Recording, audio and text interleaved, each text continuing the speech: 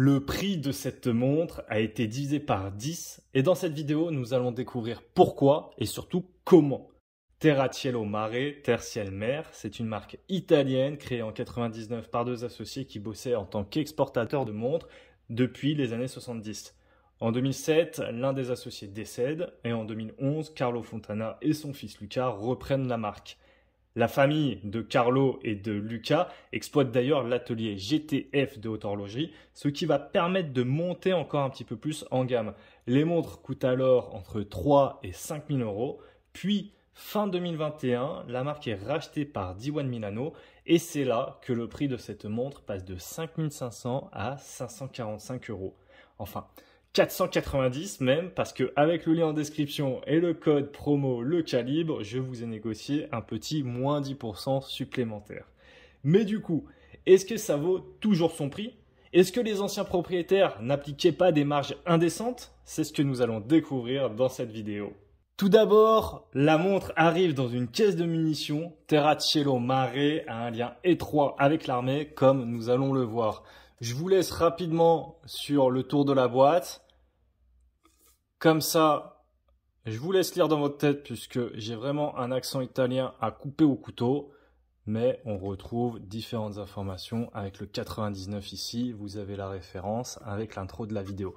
Cette boîte, je la trouve très cool parce que ça fait vraiment petite boîte de munitions, très sympa. Et c'est le genre de boîte qui se réutilise facilement. Donc merci Terra Cielo Mare. Pour ça, c'est déjà pas mal. On va voir ce qu'il y a dedans. Donc, on l'ouvre. On a comme de la paille un peu. Alors, je vous rassure, il y a quand même une montre dedans. Voilà, on découvre la montre dans la paille plutôt que sur cette jolie pochette de transport. Encore une fois, cette pochette de transport, pareil, elle va resservir. C'est le genre de pochette qui est très sympa pour les petits week-ends, pour les voyages, etc. Donc en cuir, avec l'inscription Made in Italy et Terra Cielo Mare. Mais on va donc découvrir la montre, que vous avez d'ailleurs déjà vue dans l'introduction, mais on va la redécouvrir pour mieux la détailler. Alors, passons à la montre. Cadran noir mat, noir comme le boîtier, comme le réo et comme la couronne d'ailleurs. On voit qu'il y a une minuterie chemin de fer en périphérie. Alors attendez, il y a une petite trace là sur le cadran. Hop, minuterie chemin de fer en périphérie. Guichet de date à 3 heures. Guichet de date qui est encadré plutôt, pour faire venir ressortir cette date. Chose que j'aime beaucoup. Logo à midi. Luminova à 3h, 6h et 9h. On verra plus tard ce que donne la Luminova de nuit. Et la gamme actuelle en fait de Terra Cielo Mare est composée de 3 montres en fait. Il y en a une pour la Terre qui fait référence à un tank, c'est la Orienteering Terra. Il y en a une pour le ciel qui fait référence à un avion, c'est celle que j'ai dans la main, la Sorci Verdi pour Cielo. Et il y en a une pour la mer qui fait référence à un sous-marin, c'est la Tazzoli Mare. Pour celle que j'ai dans les mains, donc, elle fait référence à un avion et c'est en fait les avions bombardiers SM-79CS et elle est truffée de petits détails par rapport à ça. Le premier, je pense que vous l'aurez vu, c'est celui qui est en plein milieu du cadran ici. C'est écrit Roma-Dakar, Rio de Janeiro, 9650 km, 24 heures, 22 minutes. Donc, en janvier 1938, le commandant de l'escadron de l'armée italienne, mieux connu sous le nom de Sorci Verdi, a piloté 3 de ses bombardiers modifiés pour un vol transatlantique entre Rome, Dakar, Rio de Janeiro, à une vitesse de 420 km/h en à peu près 24 heures. Donc à l'époque, c'était vraiment une prouesse technique, 420 km/h en 1938. Je ne sais pas si vous vous rendez compte, mais c'était quelque chose. Du coup, vous l'aurez compris, c'est d'ici que tire le nom de la montre. 9650 km, c'est la distance parcourue. Environ 5000 km de Rio à Dakar et 4500 de Dakar à Rome. Pour 24 heures, 22 minutes, c'est le temps qu'ils ont mis pour ce périple. Sur les avions, on pouvait lire E-Brun, E-Rise et E-Moni en référence à leur pilote commandant. C'était Biseo, Mussolini et Moscatelli. Sur le flanc de droite, on peut d'ailleurs voir une petite plaque avec l'écusson Sorci Verdi qui signifie d'ailleurs les souris vertes en italien. Donc Voilà, je vous laisse un peu sur la plaque. Moi, je trouve le petit détail très sympa. D'ailleurs, j'en profite pour ce plan de vue pour vous montrer la lunette qui est crantée, mais qui reste fixe. Donc, normalement, les lunettes, quand elles sont crantées comme ça, c'est pour mieux pouvoir les agripper quand on peut les actionner. Sauf qu'ici, elle est fixe, mais on verra plus tard pourquoi est-ce que cette lunette est crantée. Vous inquiétez pas. Le verre, lui, il est en saphir et il a été surélevé en fait par rapport au boîtier. Donc là, si vous voyez, le verre dépasse vraiment du boîtier. Ça, moi, je suis pas hyper fan, hein, je dois l'avouer, parce que la montre est quand même déjà assez épaisse, 13,2 mm d'épaisseur. Et d'ailleurs, même le réo, vous voyez là, il est grand ce réo. Pourquoi est-ce qu'il l'aurait peut-être pas un petit peu réduit pour arriver à 13 mm? Je sais pas. Mais ouais, enfin voilà, je vous montre le réo et le verre en tout cas. D'ailleurs, j'en profite pour faire un point sur les dimensions pendant qu'on y est. Donc 44 mm de diamètre pour la montre, 13,2 mm d'épaisseur, on vient de le dire, 22 mm d'entrecorne. Les cornes ne sont pas percées et 49,6 mm de corne à corne. Alors je vous montre rapidement ce que ça donne sur mon poignet. Moi je vous rappelle que j'ai quand même un petit poignet de 17 cm. Donc forcément, moi j'essaye de pas trop dépasser les 40, 41 et ma taille idéale c'est 39. Donc là forcément elle est un petit peu grande pour moi. C'est juste pour vous donner un petit peu un aperçu. Voilà pour l'épaisseur également. Donc en parlant de l'épaisseur, d'ailleurs, on va parler du bracelet. Le bracelet a l'air franchement de bonne qualité. Il est fabriqué en Italie et il est vraiment agréable, hein, franchement, au contact de la peau. Là, vous voyez qu'il y a le petit logo Terracielo Mare, l'inscription sur la boucle noire, hein, forcément, pour aller avec le boîtier, la couronne, le réo, etc. Par contre, il y a une petite chose, moi, que je n'aime pas trop sur ce bracelet, c'est que avec les 13,2 mm d'épaisseur du boîtier, ils auraient dû venir l'épaissir ici petit à petit pour venir en fait avoir un effet visuel moins, comment expliquer? En fait là, si on pose la montre à plat, vous voyez que le boîtier il va être vraiment proéminent par rapport à la taille du bracelet. Et souvent les bracelets, comme ça, ils viennent s'épaissir un petit peu pour venir gommer un petit peu l'épaisseur du boîtier. Et ça, ils l'ont pas fait. Je trouve ça vraiment dommage puisque c'est le genre de petit détail qui crée vraiment une différence très rapidement. Et dommage. Point négatif, mais bon. Il y a quand même d'autres points positifs, je vous rassure.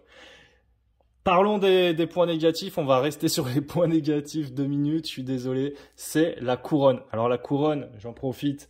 Elle n'est pas logotée, mais elle est protégée. Petit protège couronne. Et la couronne en soi, en fait, je trouve qu'il y a une sensation en main qui ne m'inspire pas vraiment confiance. Alors, je vais venir la dévisser. Donc, d'ailleurs, la couronne est positionnée à gauche. On va le voir pourquoi, en fait. C'est parce que, on verra plus tard, en fait, pourquoi. Mais vous voyez ici, donc là, j'ai la couronne. Et en fait, je sais pas, là, ça m'inspire pas vraiment confiance, cette couronne. Je trouve qu'il y a un jeu, etc. Mais bon. On va venir, tiens, se remettre à 10h10 et faire un petit peu tourner les aiguilles pour vous donner une idée. Bien sûr, la couronne a 2 positions. La première pour régler la date qui est dans le guichet à 3h et la seconde pour venir régler l'heure. C'est uniquement heure, minute. Il n'y a pas de seconde ici. Alors moi, je retourne le boîtier pour venir la visser vu que je suis droitier, c'est plus facile. Voilà. Et d'ailleurs, autre chose à souligner sur cette couronne, c'est que la couronne, elle est vissée. Mais attention, puisque souvent les couronnes vissées, on se dit, ah bah tiens, la montre est étanche à 20 mètres, à 200 mètres, 20 atmosphères. Mais là, elle n'a que, entre guillemets, enfin oui, que 5 atmosphères, donc 50 mètres d'étanchéité. Et attention, puisque ça peut venir induire en erreur en fait. Moi, quand je vois une couronne vissée, souvent je me dis, bon, la montre est étanche. Là, elle l'est pas, elle est uniquement à 5 atmosphères. Donc faites attention.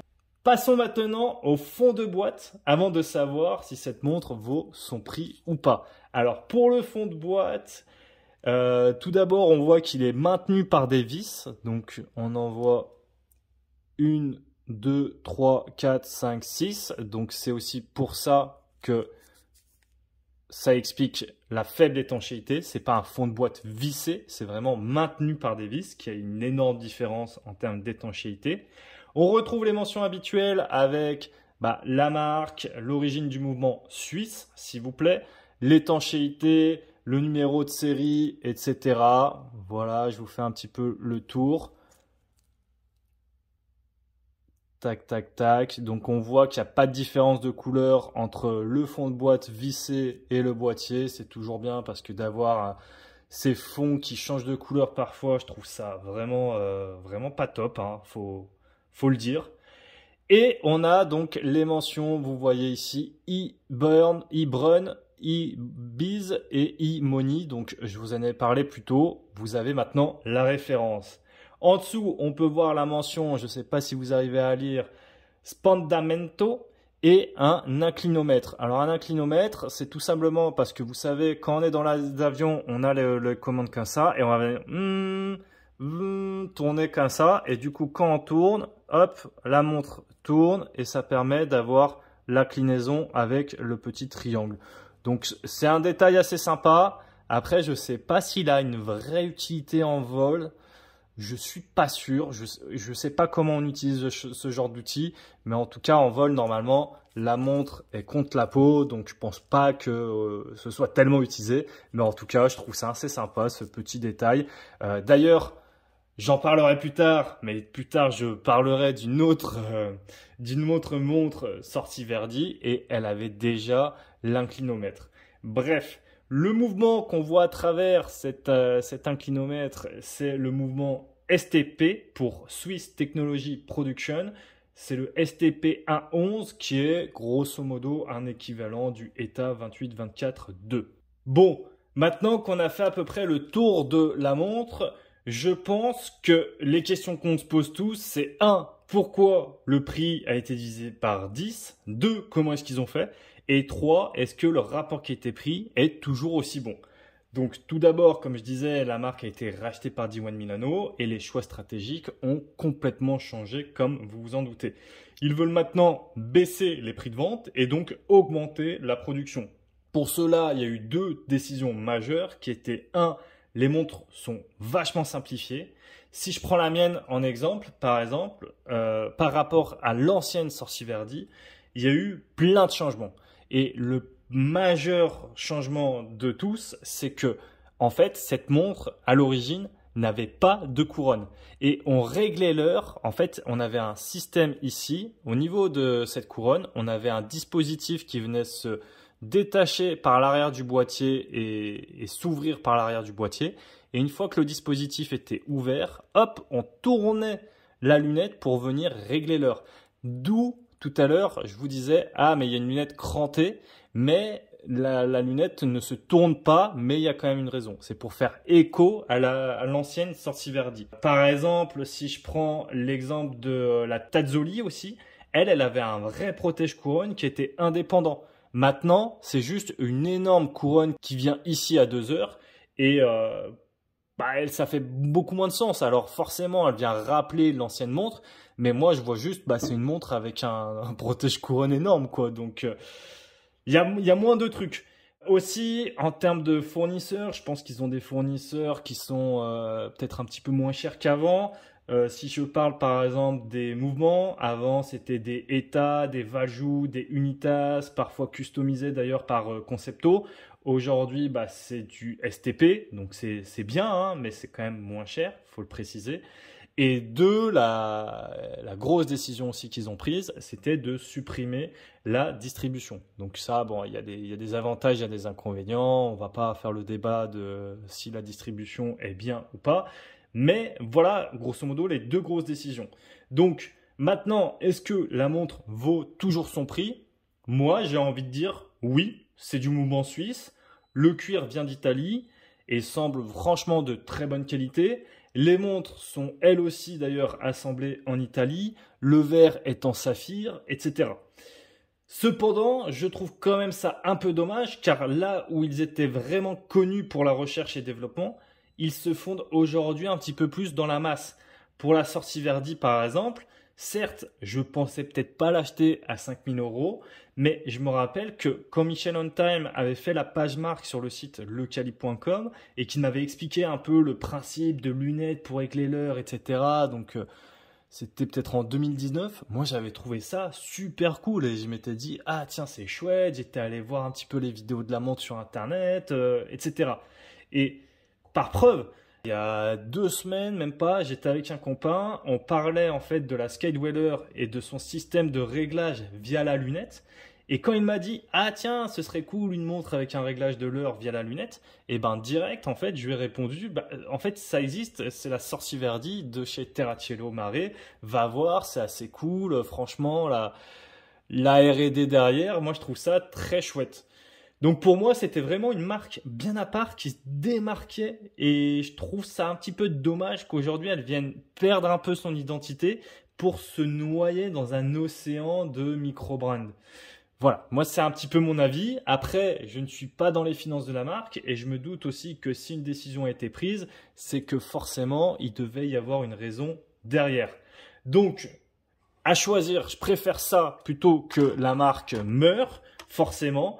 Mais je pense que pour les anciens possesseurs de Terracielo Mare, ils ont quand même dû être surpris quand ils ont vu la nouvelle passer. Bah, d'ailleurs, j'ai vu un petit peu des commentaires sur la page Facebook et c'est vrai qu'il y a eu quelques personnes surprises. Je vais vous montrer le poids et la lume. Et pendant que je vous montre tout ça, ou après plutôt, je vous poserai une question qui me tient à cœur. Alors pour le poids, nous sommes à 83 grammes, ce qui plutôt dans la moyenne, hein, je dirais. La montre est assez lourde, mais forcément, vu que c'est un bracelet en cuir, et ben, ça enlève aussi du poids. Et niveau lume, voilà, comme je vous disais, il y a la lume sur le 3, 6 et 9, avec bien sûr les aiguilles en Luminova également. Maintenant, laissez-moi vous poser une question qui me turlupine depuis tout à l'heure. Donc, comme je disais, la montre a eu son prix de vente divisé par 10, de 5500 à 545, enfin 490 hein, si vous prenez mon lien en description et que vous utilisez le code LECALIBRE. D'ailleurs, elle est même en ce moment, l'ancienne Sorci Verdi, elle est même à 3300 chez Ocara. Elle est, je crois, à moins 40%, quelque chose comme ça, parce que forcément, ils se débarrassent un petit peu des stocks. Donc, si vous voulez faire une bonne affaire et avoir les anciennes versions avec la vraie lunette, entre guillemets, faites-vous plaisir. Bon, du coup, je retourne à ma question qui est pour moi intéressante et j'aimerais vraiment avoir votre avis en commentaire.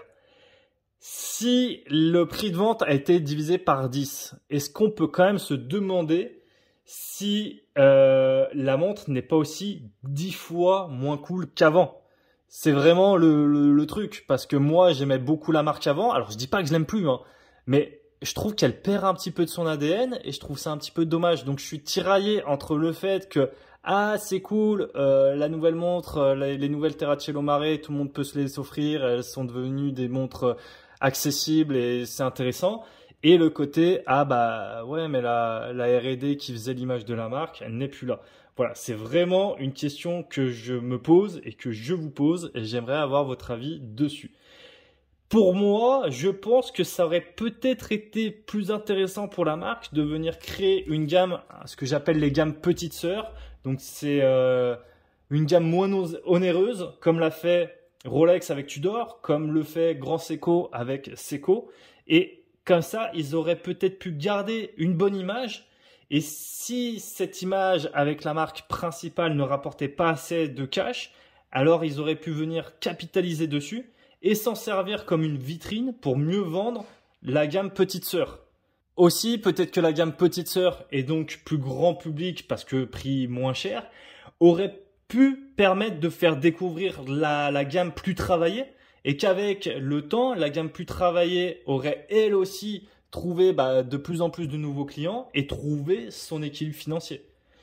Dites-moi ce que vous en pensez dans les commentaires, ça m'intéresse vraiment d'avoir votre avis.